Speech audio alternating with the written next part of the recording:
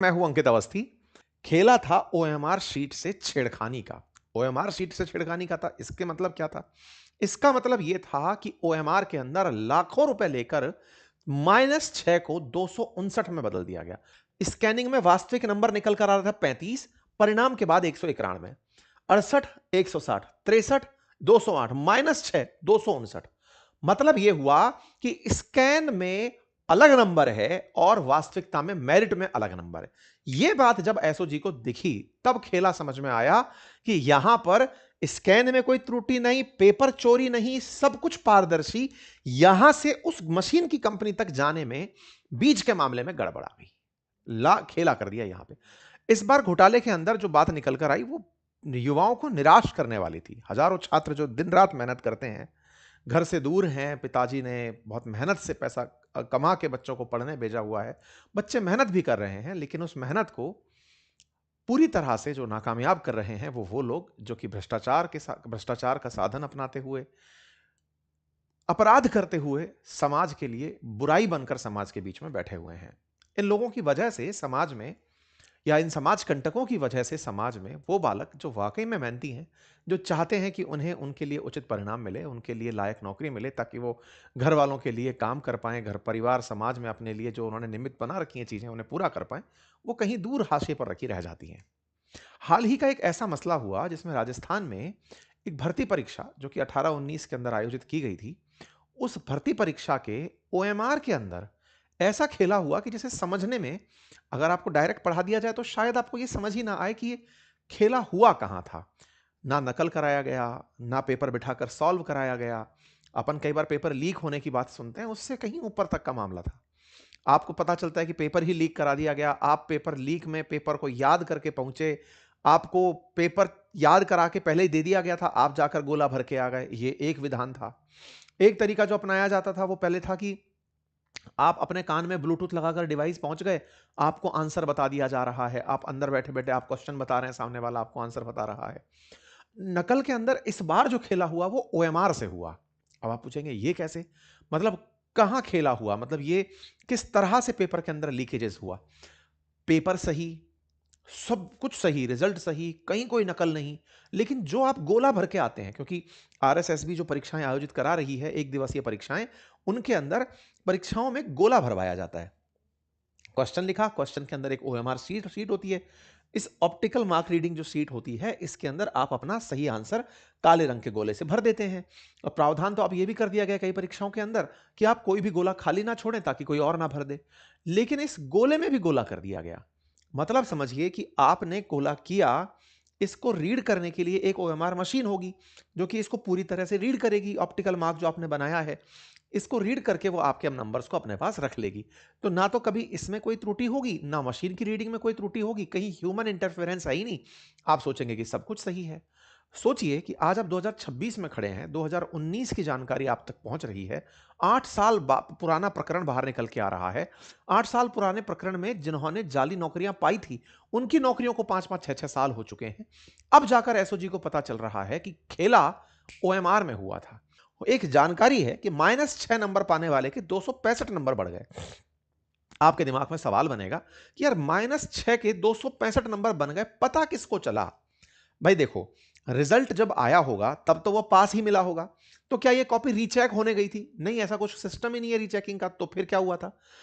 किस तरीके से ये पता चला कि -6 वाले को 265 नंबर मिले? ये तो बड़ा सवाल दिमाग में सुनते ही खबर आने वाली बात है कि यार फेल को मेरिट में कोई कैसे ला सकता है? फेल था तो फिर तो आप कहेंगे अरे सर, वो जब मेरिट बना रहे होंगे, तो मेरिट बनाते समय, आंसर भरते समय, जिस समय पर मेरिट के नंबर लिखे जा रहे होंगे या मेरिट के लिए रैंकिंग लिखी जा रही होगी, उसी समय पर कुछ हेर फेर कर दिया होगा।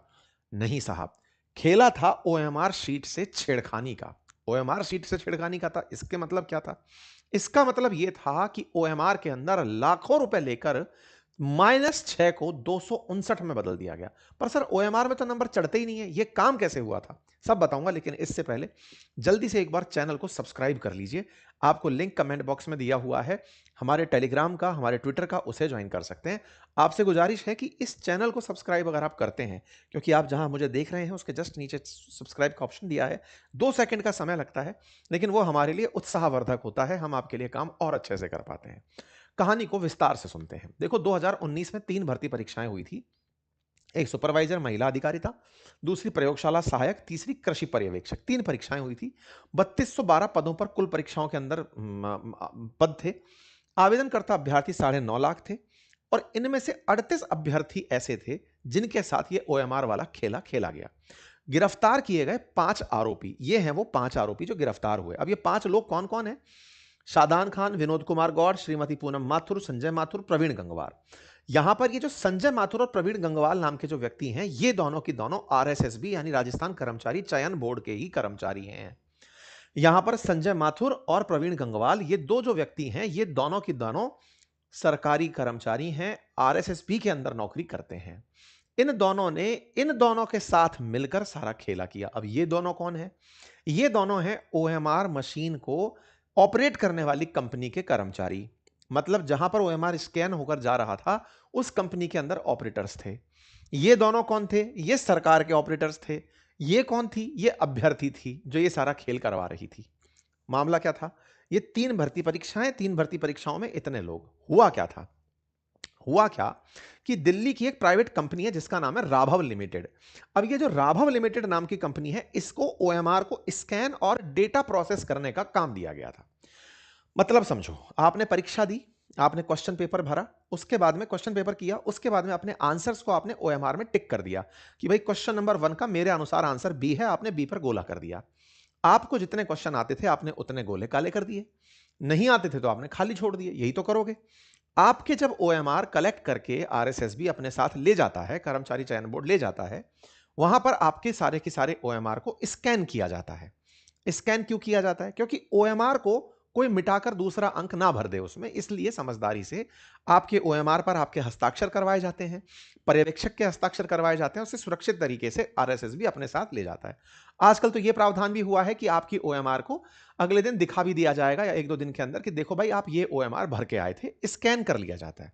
ये जो स्कैन ओएमआर आई है, अब इसे इस कंपनी को दिया जाता है कि आप एनालाइज करके हमें डेटा दे दो कि किसने सबसे ज्यादा क्वेश्चन सही किए, किसने कम किए, इनकी मेरिट बनाकर सबको दे दो। ये इतना आसान काम है और इतना कम रुपए में होने वाला काम है, लेकिन सरकार करप्शन के तरीके ढूंढती है। आज तमाम प्रकार की जो कोचिंग्स चलती हैं, उन तमाम कोचिंगों ने अपने यहां पर ओएमआर रीडर लगाए हुए हैं। कोचिंग वाले ओएमआर रीडर लगा के चलते हैं ताकि वो बच्चों को ओएमआर का अभ्यास करा सकें, उस अभ्यास से उनके अंक निकाल के उनकी रैंकिंग बता सकें ताकि बच्चों को कोई असुविधा ना हो। सरकार के पास इतना खजाना, इतना ही आय, परीक्षा में बच्चों से ली जाने वाली फीस, उसके बावजूद भी ओएमआर के लिए इन्होंने कंपनी पकड़ी हुई है कि सुनो भाई, तुम हमको बताना, हम तुम्हें अपना इतना प्रीशियस डेटा भेजेंगे, तुम उस डेटा को कंपाइल करना और कंपाइल करके हमें बताना कि मेरिट क्या गई है। मतलब ये वो काम है जो सिंगल क्लिक पे हो सकता है।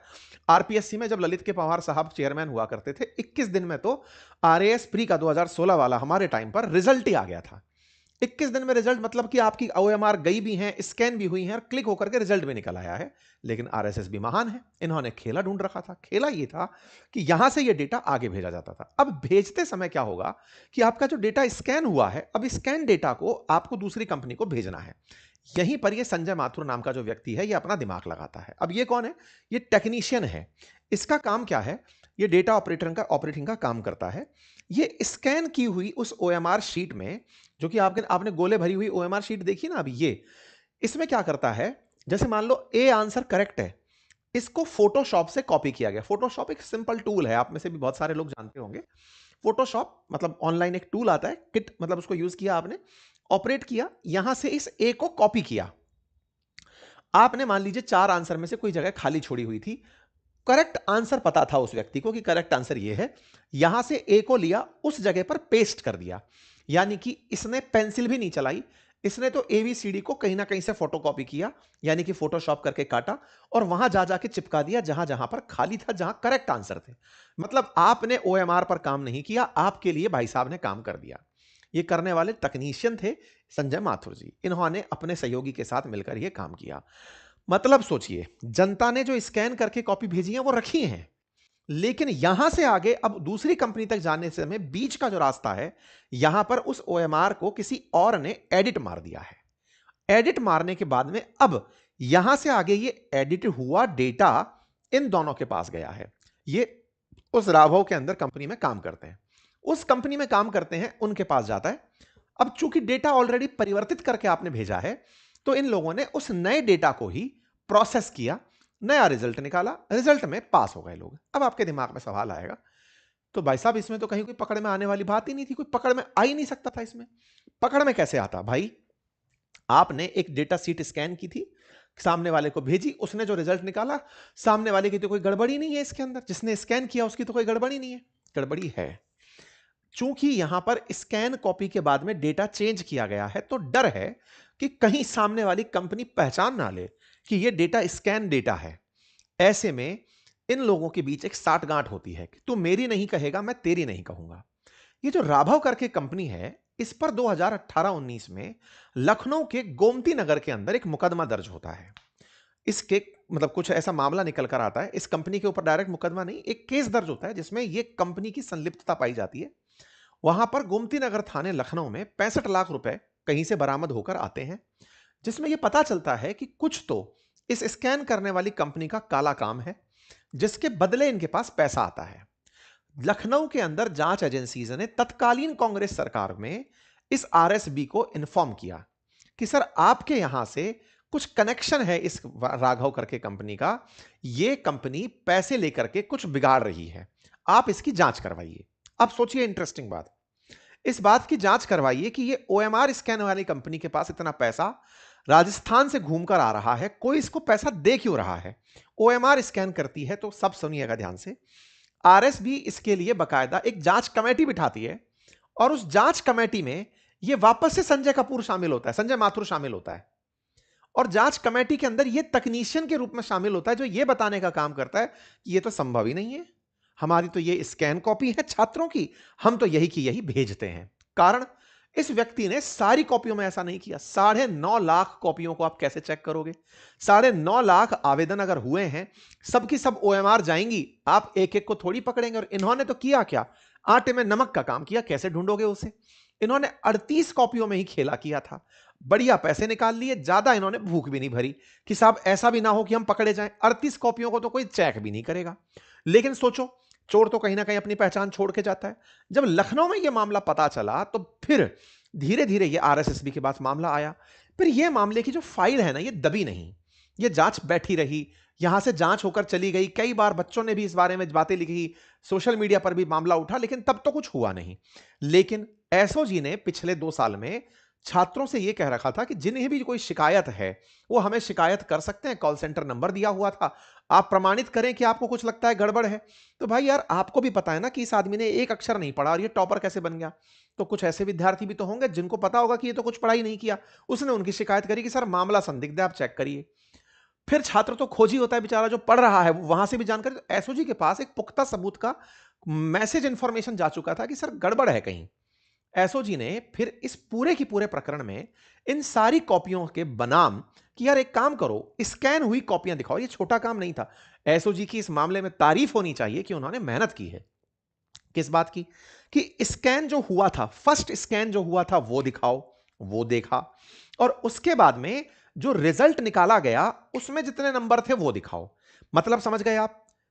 पहला जो पेपर देकर बच्चा आया उसकी स्कैन कॉपी, और उस स्कैन कॉपी के बाद जो रिजल्ट आया है वो कॉपी, इन दोनों को सेपरेट सेपरेट करके चेक किया तो 38 ऐसे नाम निकल कर आए जिनमें जो नंबर था वो कुछ और था। जैसे 35 नंबर बन चुका था 191, स्कैनिंग में वास्तविक नंबर निकल कर आ रहा था 35, परिणाम के बाद 191, 68 160, 63 208, -6 259।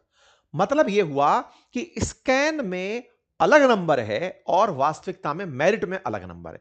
यह बात जब एसओजी को दिखी, तब खेला समझ में आया कि यहां पर स्कैन में कोई त्रुटि नहीं, पेपर चोरी नहीं, सब कुछ पारदर्शी। यहां से उस मशीन की कंपनी तक जाने में बीज के मामले में गड़बड़ आ गई, ला खेला कर दिया यहां पे। अब सवाल आएगा, सर उस कंपनी ने कैसे गलती की होगी जिसने ये स्कैन किया? असल में क्या था कि वो भी अपने चुनिंदा लोगों को पास करवाता था इन्हीं टेक्नीशियन से। उन्हें पता चल गया कि ये चोर हैं और काम करेंगे हमारा। खेला तो यही लोग कर रहे थे। एसओजी ने जब उस कंपनी के लोगों को पकड़ा, तब उन्होंने कहा कि सर बिना सरकारी कर्मचारी के हम ये नहीं कर सकते, क्योंकि स्कैन वहां से होकर हम तक आता है। तो बोले हमसे ज्यादा गुनहगार तो आपकी अपनी सरकार में लोग बैठे हैं, वो तकनीशियन है जो काम कर रहा है। तो उसको पकड़ा जब गया, तब पता चलता है कि ये लोग मिलकर के, कि आधे क्लाइंट तेरे मान ले, आधे क्लाइंट मेरे, यानी कि दोनों लोग मिलकर करेंगे, पकड़ में ही नहीं आएगा, इतना नीट एंड क्लीन काम। सर संदेह कैसे हुआ? इस कंपनी का जो राघव है, इसके बारे में पता चलता है, अभी एडीजी साहब बोल रहे थे कि उस कंपनी के मालिक की पत्नी भी कभी ऐसे ही किसी परीक्षा में पास हुई थी, जिस पर आरोप लगा था कि वो इस घपले से पास हुई है। तब से वो परीक्षा जो है ना, वो कंपनी जो है ना, वो संदेह के दायरे में चल रही थी। कंपनी संदेह के दायरे में थी, वहां से यहां तक पहुंचता है मामला, और यहां से एसओजी इसका मामला खोल देती है। उम्मीद है कि अब आपको यह समझ में आया हो, क्योंकि जनवरी में इसके लिए 5 गिरफ्तारियां हुई हैं। अभी जो प्रयुक्त परीक्षा में इस तरह से पास हुए हैं, उनका नंबर आना बाकी है, और वो सब की सब इस प्रक्रिया के अंदर हिस्सा बनेंगे। उम्मीद है कि आपको मैंने फ्रॉड बता दिया कि कहां हुआ, क्योंकि इस पूरे में ओएमआर का घोटाला कहां था, यह समझना बड़ा सवाल था। अब चूंकि जिस समय यह परीक्षा हुई, उस समय गहलोत शासन था। गहलोत शासन तो पहले ही पेपर लीक के लिए, परीक्षाओं के अंदर धांधली के लिए बहुत बदनाम रहा। उस समय जो परीक्षाओं के अंदर बात आए दिन पेपर लीक होना और अपनों का चयन होना, ये तमाम मामले रहे। इस बार जब बीजेपी चुनाव जीत के आई थी, उस समय भर्ती घोटाला ही बड़ा मुद्दा था बीजेपी के लिए, तो कांग्रेस के खिलाफ। तो पुराना मामला और खुलकर आ गया, और ऐसे समय में जब पंचायती राज के इलेक्शन होने जा रहे हैं, उस समय पर फिर से यह मामला निकल आना, तो इसकी एक तरह की पोजीशनिंग जो है ना, वो की जा रही है कि अपोजिशन पहले इतने पेपर चोरी करवाता था, या उसके कालखंड में जांचें दबा दी जाती थी। सरकार पर आरोप लगा रहा है अपोजिशन कि आपकी सरकार के पास इस बात की सूचना आई थी, लेकिन आप लोगों ने उस पर कोई कार्रवाई नहीं की। लखनऊ के अंदर गोमती नगर में जो एफआईआर के तहत 61,50,000 रुपए बरामद हुए थे, उसकी सूचना उस समय के चेयरमैन और राजस्थान सरकार को दी गई थी, लेकिन कोई ठोस कार्रवाई उस समय नहीं हुई। तो क्या सरकार की मंशा इसमें खुद से लिप्त होने की थी? मतलब यह सब पता चल रहा है कि 4 लोग पकड़ के हम कहें कि मामला खत्म हो गया, लेकिन इस तक का पैसा कहीं ऊपर जा रहा हो, ऐसा तो नहीं है। कांग्रेस के समय में 143 मामले दर्ज हुए थे। एसओजी ने 428 मामले गिरफ्तार किए, 19 परीक्षाएं हुई, 19 की 19 परीक्षाएं रद्द हुई। ये सारे के सारे मसले चल रहे हैं। एसआई परीक्षा के मामले में भी सेम यही हालत है, 138 लोग अब तक गिरफ्तार हो चुके हैं। इस बात पर एडीजी के द्वारा बयान भी दिया गया, विशाल बंसल जी के द्वारा, और उन्होंने पूरी प्रक्रिया बताई। कुल मिलाकर के मामला आपको पता चल गया। बीजेपी इस समय कांग्रेस पर हमलावर है कि भाई तुम लोग तो पेपर ही पेपर लीक कराते थे। अब अशोक गहलोत जी की बारी। इनने कहा कि देखो भाई, आपने कहा कि ये सब काम हुए, हमने भी अपने तरीके से सारे काम किए। हमने अपनी तरफ से 250 से अधिक गिरफ्तारियां करवाई, पेपर जो लीक हुए उनकी संपत्तियों पर बुलडोजर चलवाए गए, 10 करोड़ रुपए का जुर्माना लगाया गया, उम्र कैद की सजा दोषियों को दी गई। ये सब काम हमने किए, कानून तक ले आए। लेकिन आप बताओ कि पिछले 2 साल में भी परीक्षाएं इन्हीं तकनीशियन ने करवाई होंगी। भाई जब आरएसएस भी परीक्षा करवा रहा है, तो आरएसएस भी की परीक्षा कराने में जो आज तकनीशियन जो अभी संजय माथुर है, यही लोग तो अभी भी करा रहे थे, और सबकी सब कंपनियां वही की वही काम कर रही हैं। तो इन 2 सालों में इन्होंने ऐसा नहीं किया होगा, इसकी क्या गारंटी है? 35 लाख बच्चे इन दिनों परीक्षाएं दिए हैं, छोटी मोटी संविदा, नर्स, कृषि पर्यवेक्षक, कनिष्ठ लेखाकार, संगणक, समान पात्रता परीक्षा। इनमें ऐसा नहीं हुआ होगा, इसकी क्या गारंटी है? इसकी जांच करवाइए, क्योंकि आपने लोग थोड़ी बदल दिए, बात में तर्क भी है। तो ऐसे में सत्ता पक्ष के ऊपर भी अब सवाल आ रहे हैं। सत्ता पक्ष से फिर इसी प्रकार हनुमान बेनीवाल जी भी सवाल पूछ रहे हैं कि भाई इधर की तरफ तो बीजेपी का आरोप लगा रही है कांग्रेस पर, कांग्रेस का बीजेपी से भी सवाल सही है कि इन 2 साल की परीक्षाओं को भी चेक करा लो। लेकिन हमारा तीसरा ही मसला है। तीसरा मसला यह है कि अभी कनिष्ठ तकनीकी सहायक परीक्षा पर विवाद हुआ था, जिसमें ओएमआर शीट के ऊपर विक्षक यानी कि जो इन्विजिलेटर है वो, और जो अभ्यर्थी है उसके साइन की ही जगह नहीं थी। जब दोनों के साइन की जगह खाली है, तो ऐसे में पहले ही पता चल रहा है कि किसका पेपर है, किसको किसी से मतलब ही नहीं है। तो पेपर लीक होने की मतलब इससे ज्यादा ओएमआर में क्या घपले हो सकते हैं? ये तो ताजा घटना है। तो इस मामले को लेकर फिर से मामला तूल पकड़ रहा है। अब इस समय पर सत्ता पक्ष विपक्ष पर और विपक्ष सत्ता पक्ष पर अपनी बयानबाजियों में बिजी चल रहे हैं। सब लोग अपने अपने तरीके से, उधर सीएम कह रहे हैं गहलोत साहब से कि साहब आपके घर तक बात आ रही है, उधर की तरफ से सत्ता पक्ष वाले विपक्ष पर। कुल मिलाकर के राजस्थान कर्मचारी चयन बोर्ड, जिसके बारे में यह कहा जाता था कि परीक्षा बड़े ही पारदर्शी तरीके से यह आयोजित करा रहा है, उसकी परीक्षाओं में इस तरह से तकनीकी रूप पर घोटाला होने की बात उजागर होना विद्यार्थियों के मनोबल को तोड़ता है। मतलब कुल मिलाकर के तमाम जो छात्र तैयारी कर रहे हैं, और इस समय पर जो यहाँ के चेयरमैन हैं आलोक राज जी, वो तो अति सक्रिय हैं सोशल मीडिया पर। आप कुछ भी बोलिए वो तुरंत उसका रिप्लाई मार देते हैं सोशल मीडिया पर। तो छात्र उनको पहले भी ओएमआर की शिकायतें कर रहे थे, तब उनका डिफेंसिव आर्ग्यूमेंट हुआ करता था कि मेरे कार्यकाल में नहीं हुआ। आज भी वो वही कह रहे हैं कि मेरे कार्यकाल में तो नहीं हुआ। तो आपके कार्यकाल के अंदर भी जब यही लोग काम कर रहे थे और यदि ऐसे मामले निकल कर आते हैं तो ये बड़ा सवाल बनेगा। कुल मिलाकर के खैर जांच की बात अगर छात्र उठा रहे हैं तो इनको सीरियसली लिया जाए, शुचिता को सुनिश्चित किया जाए, पारदर्शिता को अपनी चरम तक ले जाया जाए। सबसे बड़ा सवाल ये है कि उस छात्र का सरकार से विश्वास ना टूटे, संस्थाओं से विश्वास ना टूटे, अदरवाइज शासन यानी कि लोकतंत्र को चलने में बहुत दिक्कतें आती हैं। बाकी फिलहाल के लिए इतना ही। आप लोग जो भी इस विषय पर अपनी राय रखते हैं जरूर रखिए कमेंट बॉक्स में। चैनल पर नए हैं तो सब्सक्राइब कर लीजिए। फिलहाल के लिए इतना ही। बहुत बहुत धन्यवाद।